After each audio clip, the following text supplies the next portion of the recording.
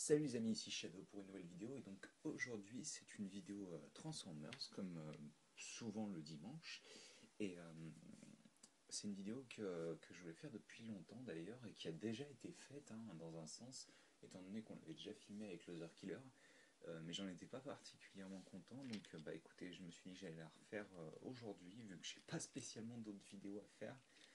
J'aurais bien gardé pour la centième vidéo vu que bon c'est une figurine que j'aime vraiment beaucoup, sûrement une de mes préférées en Transformers. Mais bon, enfin en tous les cas, voici.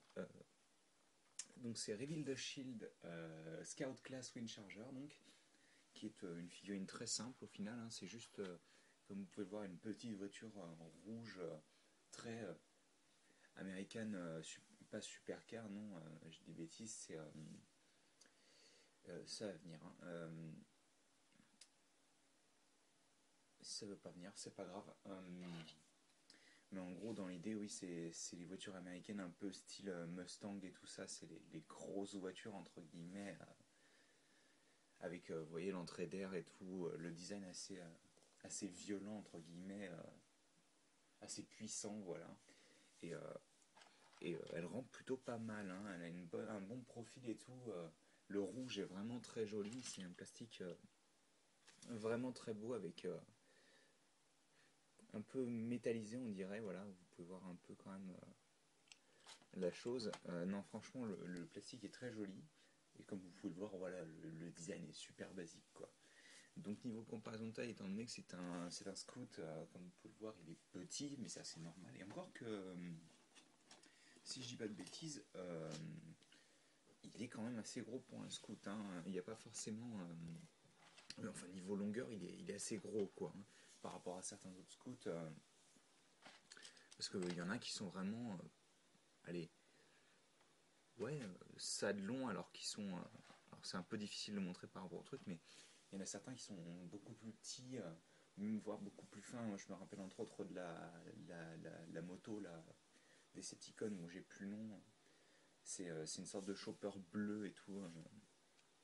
Et il est plus ou moins assez long, mais il fait ça d'épaisseur, quoi. Donc voilà.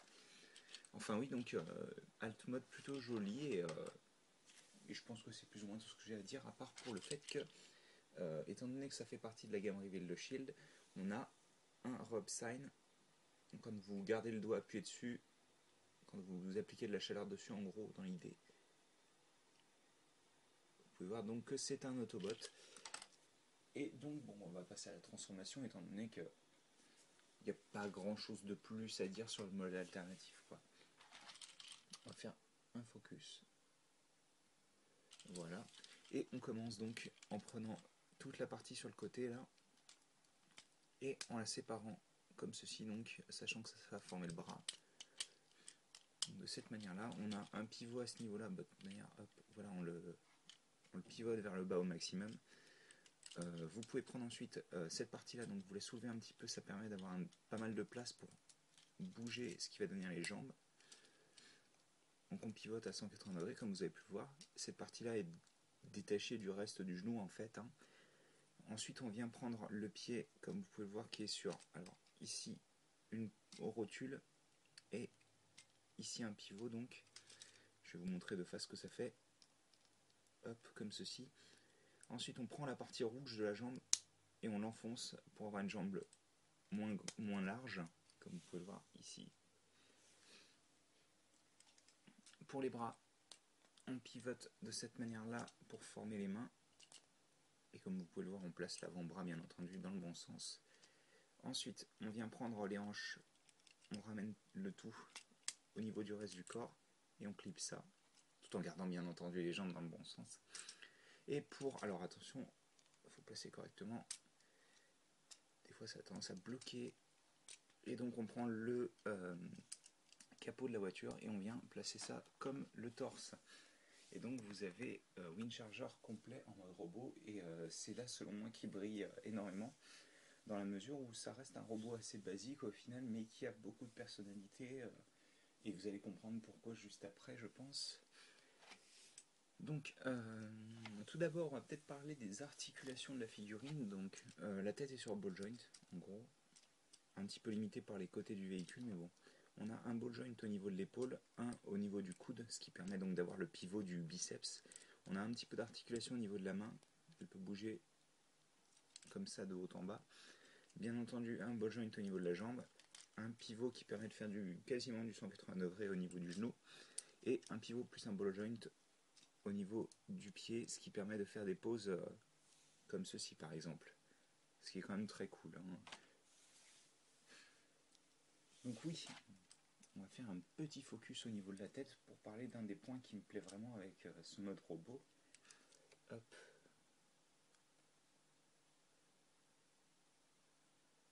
J'aimerais bien que ça se focus sur quelque chose d'un petit peu moins sombre, quitte à faire. Enfin, comme vous pouvez le voir, la tête a beaucoup de caractère. J'aime vraiment beaucoup cette forme.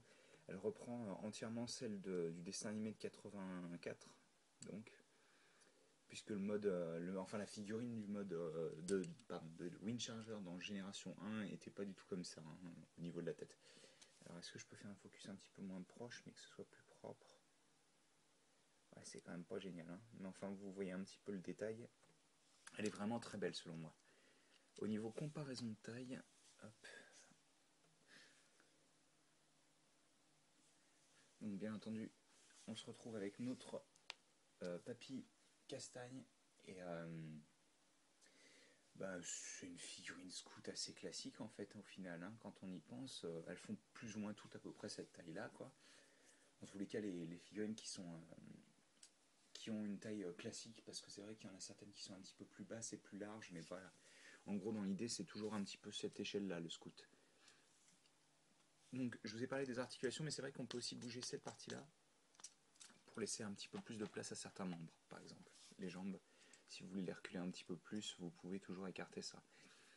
Alors oui, donc la petite fonctionnalité en plus qui fait que cette figurine est vraiment très bien, c'est comme vous pouvez le voir au niveau de l'intérieur de l'avant-bras, vous avez une pièce de couleur gris clair que vous pouvez enfoncer à partir de cette pièce-là. Alors attendez, je vais faire un focus. Et donc pivoter la main et vous avez un canon. Et ce qui est cool en fait, si vous voulez, c'est que vous l'avez des deux côtés. Alors personnellement, je suis très grand fan des armes intégrées chez les Transformers parce que selon moi c'est comme ça que ça devrait marcher et puis c'est toujours cool parce que ça veut dire qu'il n'y a pas d'accessoires donc on perd rien mais en plus attendez je le mets en pause basique hein, pour le moment.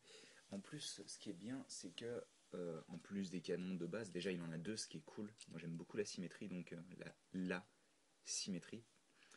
Vous voyez sur l'intérieur des canons et aussi d'ailleurs si c'est comme ça, hop, quand vous les rangez sur l'avant-bras en mode robot, ce qui est bien, c'est que ces canons permettent aussi de servir de clips de 3 mm. Donc, et ces clips de 3 mm sont compatibles avec les pièces Lego.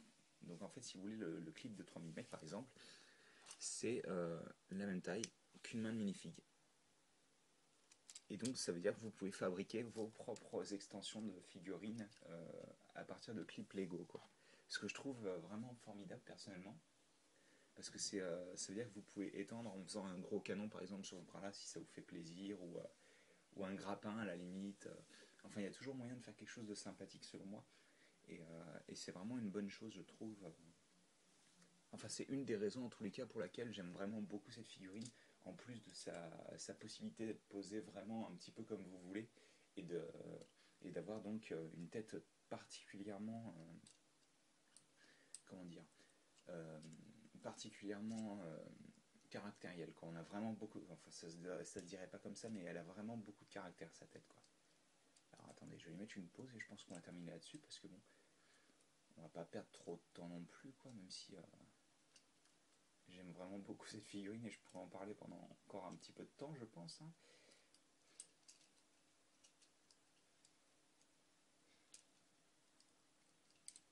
Enfin, ce qui est cool, c'est que avec cette figurine, même quand vous la posez dans une pose qui a l'air vraiment classique, on a toujours l'impression que c'est une pose qui est dynamique, c'est-à-dire qu'en fait on a vraiment l'impression quand on place les membres et tout, qui est toujours dans une pose, vous savez, qui utilise bien ses articulations, c'est ça que j'aime bien. Quoi.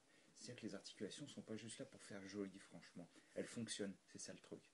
Et c'est malheureusement le cas des fois de certains Transformers d'avoir des articulations un peu moisies qui font que tu te dis ah ok d'accord mais ça servait à quoi de mettre ce pivot ici quoi.